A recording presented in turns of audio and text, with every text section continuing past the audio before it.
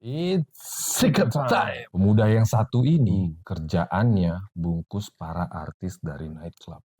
Gimana ceritanya? Mainkan.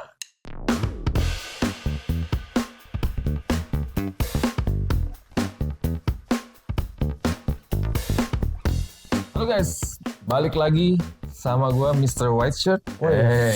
Gua Monkey.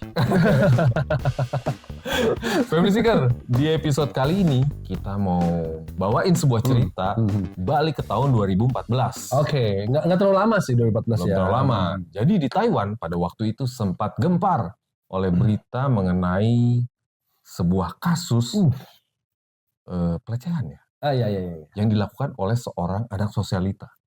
Jadi ini anak sosialita ya? Anak sosialita. Oke. Bukan sosialitanya, tapi otomatis dia jadi sosialita ya. Iya benar. Nah, modus operandinya itu dia mencari korban di nightclub dan juga pesta-pesta pribadi. Jadi pemuda yang bernama Justin Lin itu mencampurkan narkoba dan membuat para ciwi-ciwi itu mabuk dengan minuman keras. Lalu memaksa melakukan hubungan badan. Nah, yang parahnya lagi, sama dia tuh direkam bro. Direkam Jadi semuanya. nggak minta izin lagi ya. Yoi. Jadi kondisinya para korbannya ini tidak setengah sadarkan diri, Ya. tidak bisa melawan, lalu sikat sama dia. Gila. Siapa sih Justin Lee? Dia tuh ternyata anaknya dari Lee Yue Sang yang merupakan salah satu dari anggota Dewan Komisaris Yuanta Financial Holding. Itu sebuah perusahaan finansial yang besar ya. Oh iya ya. Besar di Taiwan. Selama hidupnya Justin ini memang bergelimang harta. Dari sang ayah ya? Ya, tentunya kalau bapaknya kaya, masa anaknya nggak kaya? Ah, iya betul. Jadi memang dia tuh dikenal suka mengadakan pesta-pesta. Pesta-pesta yang glamor banget ya. Ya baik di rumah pribadinya maupun di nightclub. Jadi memang banyak nih sesama sosialita dan juga selebritis-selebritis itu hadir di sana sebagai undangannya. Nah selama pesta ini biasanya tuh banyak narkoba dan juga minuman keras yang dikonsumsi sama mereka semua. Susah dong minum keras bro.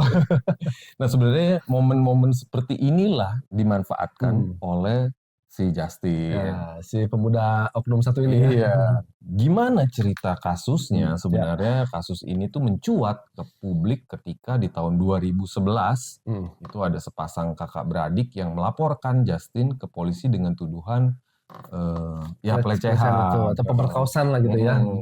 Justin tuh dilaporkan sudah memaksakan hubungan tubuh setelah membuat sang korban tidak sadarkan diri. Atas laporan polisi ini, mereka polisi-polisi itu langsung bertindak cepat dan langsung melakukan investigasi atas kasus tersebut dengan melakukan penggerebekan rumahnya si Justin.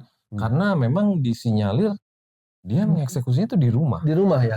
Kalau memang ada nih kayak footage dari rekamannya tuh lokasinya sama. Oh ya. Lokasinya di situ-situ aja. Iya. Gila juga loh. Gila juga. Jadi walaupun mungkin dari nightclub juga dibawa ke rumah dia, dia eksekusi di sana. Nah udah gitu tuh sama dia direkam nih. Gilanya memang ketika dilakukan penggerebekan itu ditemukan sedikit. Ya sebenarnya yang di blow up gitu. Yang di blow up tuh katanya 10 video. Sebenarnya banyak ya. Padahal korbannya mencapai 60 orang guys. Namun sayangnya nih, ketika polisi ngegerebek rumahnya, si Justin itu tuh lagi nggak di rumah. Jadi dia tuh langsung kabur. Jadi memang nggak bisa ditangkap tuh ya, emang nggak ada di rumah kan. Nah disinyalir dia tuh udah kabur ke Amerika. Namun memang akhirnya si Justin ketangkap sama polisi. Ketangkap juga ya. Di bulan September 2012. Dan akhirnya karena memang terbukti nih kasusnya, jelas ada buktinya kan. Menurut jaksa penuntut umum di Taiwan, Justin memang sudah melakukan kejahatannya sejak 2009. Wah, edan ya. Dengan membuat para wanita mabuk dan tak sadarkan diri dari klub lalu bawa ke rumahnya untuk dilecehkan. Jadi memang terbukti modus operandinya itu seperti itu. Ya jadi balik lagi ya, menurut keterangan para korban itu waktu di pengadilan itu memang bilang kalau kondisi mereka tuh semua lagi tak berdaya, tidak sadarkan diri ya. Jadi mau berontak juga udah lemes bro. Gitu. Memang si pemuda oknum ini tuh si Justin itu ya caranya begitu, mencampuri obat-obatan yang terlarang itu kan. Jadi memang ketika perbuatan bejat itu dilakukan dan direkam tanpa persetujuan para korban. Kalau dilihat dari video-video memang nampak para korban tuh dalam kondisi yang gitu ya. susah melawan. Ada yang melawan juga gitu. Ya. Ada yang melawan, ada juga yang akhirnya ya semelawan-melawannya perempuan iya, gitu ya. apalagi lagi mabok kan. Kalau lagi mabok disentil aja sudah jatuh. Gitu. Belum disentil udah jatuh, Bro. Nah, setelah dilakukan penyelidikan, diperkirakan korbannya itu memang tadi gue bilang ada 60 orang. Dan yang merupakan korban dari perekaman itu ada 20 orang. Jadi nggak semua. Iya, nggak semua 60-nya kerekam. Jadi ada 20 yang kerekam. Tapi itu pun cukup untuk dijadikan bukti. Sangat cukup bukti. Dan sebenarnya video-video ini sempat viral di mana-mana. Lu udah nonton videonya? Sempat nonton beberapa. Wah. Iya. Nonton ya? Gue belum nonton. DM ya. Jadi nih, kalau orang biasa, ya oke lah. Yang jadi korban. Ya. Kalau orang biasa yang jadi korban nanti cukup heboh sih beritanya memang. Yang bikin lebih heboh lagi apa? Korbannya selebriti. Ada beberapa selebriti Taiwan seperti Maggie Wu, Terry Kwan. Terry Kwan tuh ternyata mantan pacarnya Jerian. Iya. Nah, terus ada Bianca Bai dan juga Ruru Lin. Nah, ini tuh artis-artis yang istilahnya ke blow up nih ya. Yoi. Ini yang ketahuan lah. Kalau nggak ketahuan kita nggak tahu juga ya. Betul. Nah, ini atas perbuatannya si Justin terbukti bersalah dan juga sudah diadili. Itu dia dituntut penjara selama 80 tahun. Mampus. Syukurin loh. 80 tahun keluar-keluar jadi kakek-kakek loh ya. Jangan jadi orang bejat. Tapi karena peraturan hukum di Taiwan hanya bisa memenjarakan seseorang selama 30 tahun, maka dia tuh jadi kayak otomatis dapat keringanan.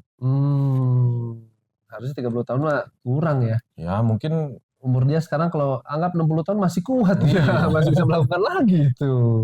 Tapi dia juga diwajibkan membayar kerugian atau ganti rugi sebesar 14,25 juta dolar Taiwan kepada negara dan juga para korban. Iya. Ya cukup besar sih itu sih memang dendanya ya.